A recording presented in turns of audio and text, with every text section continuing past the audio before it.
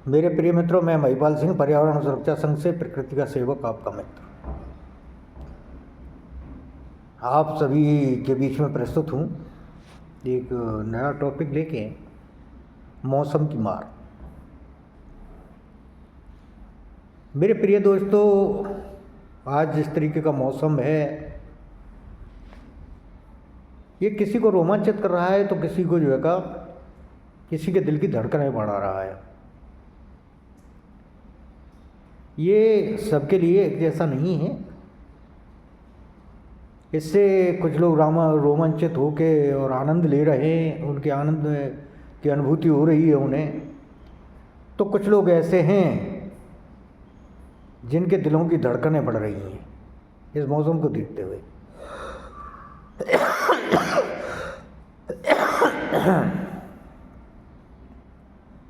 Real में हर आदमी की अपनी अपनी सोच होती है। जब ये हमारा देश कृषि प्रधान देश था, केवल खेती के ऊपर निर्भर था, उस समय को आज के भारत में बहुत कुछ बदलाव आया है। और उसी तरीके से सोच भी लोगों की बदली है। मेरे प्रिय दोस्तों, भाई और बहनों, मैं पर्यावरण सुरक्षा संघ से प्रकृति का सेवक, आपका मित्र, आप सभी को नमन करता हूं। और आपसे एक प्रार्थना है मेरी कि वीडियो को पूरा देखें। अगर ये वीडियो अच्छी लगे, आपको हमारे विचार अच्छे लगते हैं, तो चैनल को सब्सक्राइब कर लीजिए, क्योंकि हमारे चैनल पर जो बातें होंगी वो पॉजिटिव होंगी, सकारात्मक बातें होंगी, नेगेटिविटी कुछ नहीं मिलेगी आपको। प्रकृति के बारे में बात होंगी, पर्यावरण सुरक्षा के बारे में बात होंगी, और आपके लिए प्रेरणादायक चर्चा होगी, जो भी होगी। समाज के कल्याण की बात होंगी, समाज में जो कुरीति हैं उनके बारे में बात होगी, लोगों की सोच के बारे में बात होगी। आज जो मैं बात करने वाला हूँ वो है मौसम की मार। मौसम की मार ये शब्द या तो उन लोगों के लिए है जिनके ऊपर पर्याप्त छत नहीं है, जिनका गुजारा मुश्किल से हो रहा है। सर्दी के जो दिन पीछे गुजरे वो कितने भयानक थे, उनसे लोगों को अभी जो है का सर्दी से पूरी तरह से छुटकारा नहीं मिला था। और फिर बाद में ये बेमौसम बरसात तो उनके दिलों की धड़कन बढ़ा रही है। दूसरा, उन लोगों के लिए जो स्वास्थ्य जिनका कमज़ोर है, यानी कि जो बुज़ुर्ग हैं या जो बीमार हैं, उनके लिए ये जो है का परेशानी का आलम है ये मौसम। और उसके बाद जो तीसरी इसकी कैटेगरी है जिनके लिए ये और भी ज़्यादा मतलब दुखदाई हो रहा है, वो है किसान। क्योंकि जो इस समय जो रबी की फसल है, सरसों है, चना है, गेहूं है, जौ है, ये जो फसलें हैं, सरसों पे देखो फूल और फल आया हुआ है। और उधर ये जो बेमौसम जो मौसम ख़राब हुआ है, इससे क्या है कि इस मौसम में, इस तरीके का जो मौसम होता है, तो ओलावृष्टि का खतरा बढ़ जाता है। और ओलावृष्टि होने से रबी की फसल पूरी तरीके से बर्बाद हो जाती है। जहाँ भी ओलावृष्टि कुछ जगह हो चुकी है, कुछ क्षेत्रों में, और वहाँ बिल्कुल बर्बाद कर दिया है फसल को, कुछ भी नहीं है। तो वही जो किसान लोग हैं उनकी धड़कनें बढ़ रही हैं ये मौसम को देखते हुए कि भाई न जाने क्या होगा। जो उन्होंने अब तक मेहनत की है, लागत लगाई है, खर्चा किया है, अगर जो ओलावृष्टि हो गई तो भारी नुकसान का आशंका बन जाएगी। तो उनकी जो मेहनत थी, जो खर्चा था, वो बर्बाद हो जाए, सब बर्बाद हो जाएगा। रही सही जो आगे की आशा थी वो ख़त्म हो जाएगी। तो उनके दिलों की धड़कनें बढ़ रही हैं बहुत। मैं कहता हूँ जो लोग किसान हैं, अगर जो उनके दिल से पूछो हकीकत में तो कोई भी किसान ऐसा नहीं है कि जिसके चेहरे पे इस समय मुस्कान होगी इस मौसम को देखते हुए। हर चेहरा दुखी होगा, क्योंकि उनके दिलों की धड़कनें बढ़ रही हैं जैसे जैसे मौसम खराब हो रहा है। तो किसानों के लिए बहुत ही परेशानी का आलम है। जो बुजुर्ग लोग हैं, जो बीमार हैं, उनके लिए भी मौसम ये दुखदाई है, और जो गरीब लोग हैं उनके लिए तो दुखदाई है ही है। लेकिन कुछ तबका ऐसा भी है जिसके पास चार पैसे हैं, जो पैसे को खुदा मानता है, शरीर में थोड़ी सी जान है, युवा खून है, वो इस मौसम से रोमांचित है, बहुत खुश है, इस मौसम का आनंद ले रहा है।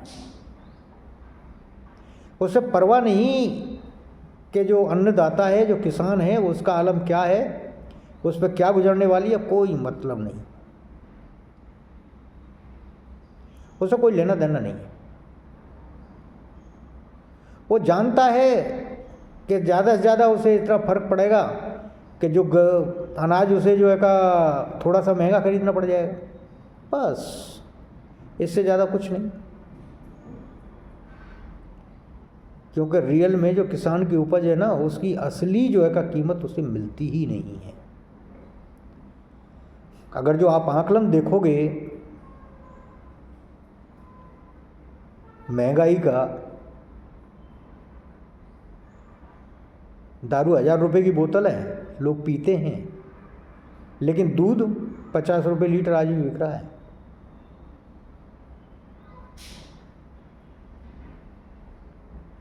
बिक रहा है, नहीं बिक रहा है?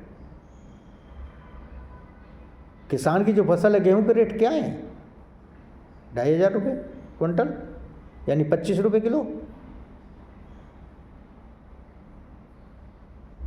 है नहीं। लेकिन उसके पैरेलल जो चीज़ों के दाम हैं उन्हें पूछिए कि यूरिया का कट्टा, यूरिया का खाद का कितने रुपए किलो हो गया,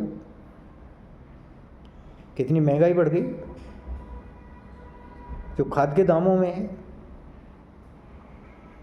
या डीजल और पेट्रोल के दामों को देखिए, क्योंकि किसान तो डीजल पर बहुत ज़्यादा निर्भर है, उसको आप देख सकते हैं।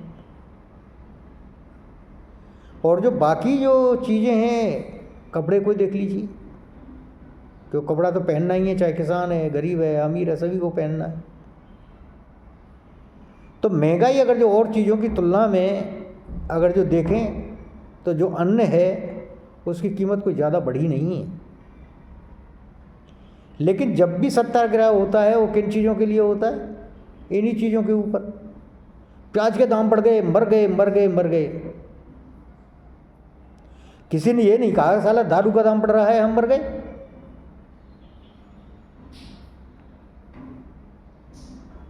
दारू का दाम बढ़ने के लिए कोई नहीं मरा। आलू के दाम बढ़ गए तो दुनिया मरने पर दारू हो जाती है कि हम मर गए, भूखे मर गए। लेकिन जो चिप्स आलू से बन के उसके दाम बढ़ते हैं तो उस पर कोई हल्ला नहीं मचाता।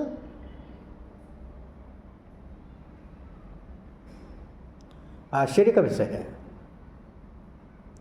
डीजल पेट्रोल के दाम बढ़े, कितने लोगों ने सत्याग्रह किया,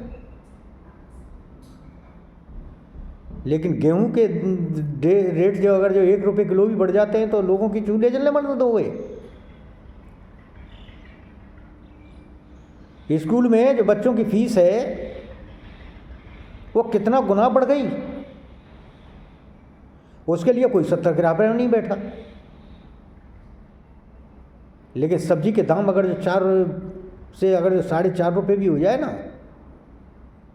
तो लोगों के चूल्हे जलने बंद हो जाते हैं। बोले मर गए भूखे, महंगाई मर गई, बढ़ गई। यानी कि जो अन्नदाता है, जो किसान है, उसकी उपज के अगर जो दाम बढ़ जाए, उसकी कीमत बढ़ जाए तो पब्लिक त्राही त्राही करना शुरू कर देती है। लेकिन आप सोचिए जो और चीज़ों के दाम बढ़ रहे हैं उससे कोई असर नहीं होता है।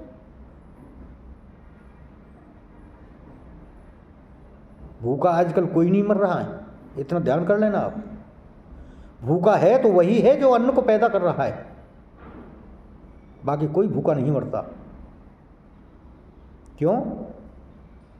कि अन्न के और सब्जी के दाम तो इतने हैं ही नहीं कि जो कोई भूखा मरे।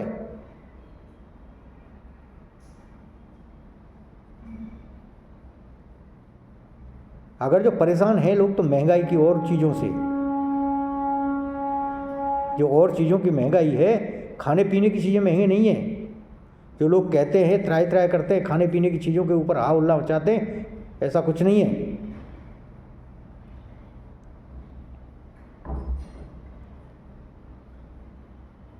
लेकिन बाकी जो चीज़ों के दाम बढ़ते हैं तो उससे त्राय त्राय करते हैं।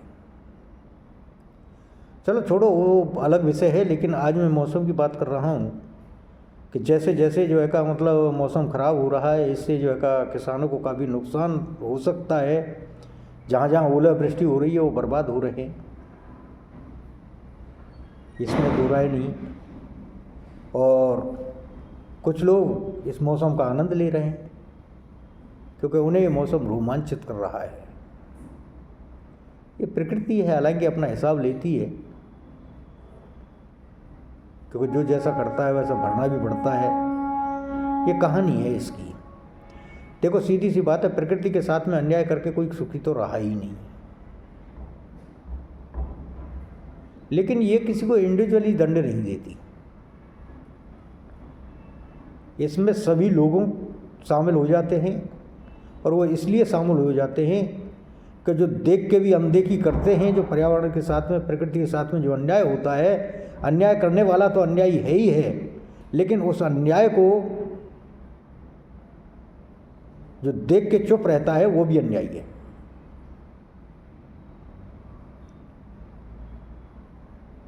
द्रौपदी का चीरहरण दुशासन ने किया। दुर्योधन ने ऐसा करने के लिए कहा, छल शकुनी ने किया, लेकिन दंड तो सारे पूरब परिवार को मिला। क्यों? इसलिए कि जो अनहित कर्म हो रहा था, जो अन्याय हो रहा था द्रौपदी के साथ में, उसको देखने वाले सभी थे और वो मूक दर्शक बने बैठे रहे। इसलिए उस अन्याय का खामियाजा सबको भुगतना पड़ा। प्रकृति भी द्रौपदी है, प्रकृति भी स्त्री ही स्वरूप है, स्त्री ही जो है का गुण है उसका। हालांकि प्रकृति ईश्वर है, लेकिन जो ईश्वर है ये पिता भी है और माता भी है। जो परमेश्वर है उसमें दोनों लिंग हैं, यानी कि वो स्त्री भी है पुरुष भी है। सबसे पहले तो उसके बारे में कोई जान नहीं पाया आज तक कि वो शक्ति है क्या, और जिसने जाना उसने किसी को बताया नहीं। जिसने उसे जान लिया वो किसी को बता नहीं पाया, बताया नहीं किसी ने। वो ऐसे आनंद में विभोर, आनंद विभोर हो गया, ऐसा वो हुआ कि वो किसी को बताने लायक रहा ही नहीं।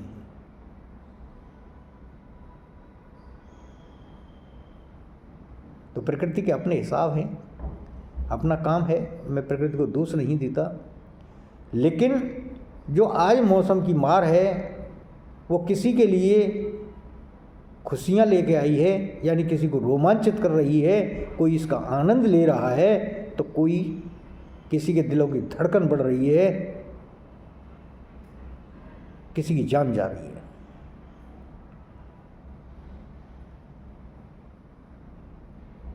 यही है।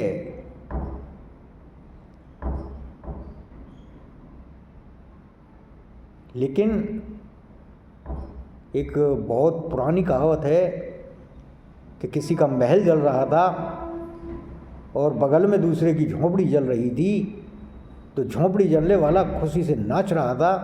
क्यों? जब उससे लोगों ने पूछा तो उसने कहा कि मुझे अपनी झोंपड़ी जलने का गम नहीं है, मुझे खुशी इस बात की है कि इसका साले का महल जल रहा है। अगर जो किसान को नुकसान हो रहा है या कोई गरीब या मजदूर है, वो इस मौसम की मार से जो है का आहत है, या कोई बुजुर्ग या बीमार है वो इस मौसम की मार से आहत है, तो लेकिन हमारी जो युवा पीढ़ी है, जिसके अंदर खून है, जिसके पास दो पैसे हैं, जो नौकरी पेशा है, जो खेती बाड़ी नहीं करता है, तो उसे पे कोई असर नहीं है। वो रोमांचित हो रहा है, इस मौसम का आनंद ले रहा है। मैं प्रकृति के स्वरूप को से देख के जो है का खुश हूँ, रोमांचित हूँ, इसमें कोई दो राय नहीं। लेकिन मेरे अंदर एक चीज़ भी है। किसके लिए? उन किसानों के लिए। क्योंकि मैं किसान का बच्चा हूँ, मैं जानता हूँ कि किसान कितनी मेहनत करता है, किस तरीके से जो है का काम करता है, जब जाके उसे कुछ दाने जो है का पल्ले पड़ते हैं। तो ये मौसम की मार उन किसानों के लिए है, बाकी लोगों के लिए तो ये एक खुशगवार मौसम है, आनंददायक मौसम है, आनंद का मौसम है। उनके लिए रोमांचित करने वाला मौसम है। लेकिन किसानों के लिए, गरीब मजदूरों के लिए या बीमार लोगों के लिए ये आपदा है। जय प्रकृति, जय हिंद, जय भारत।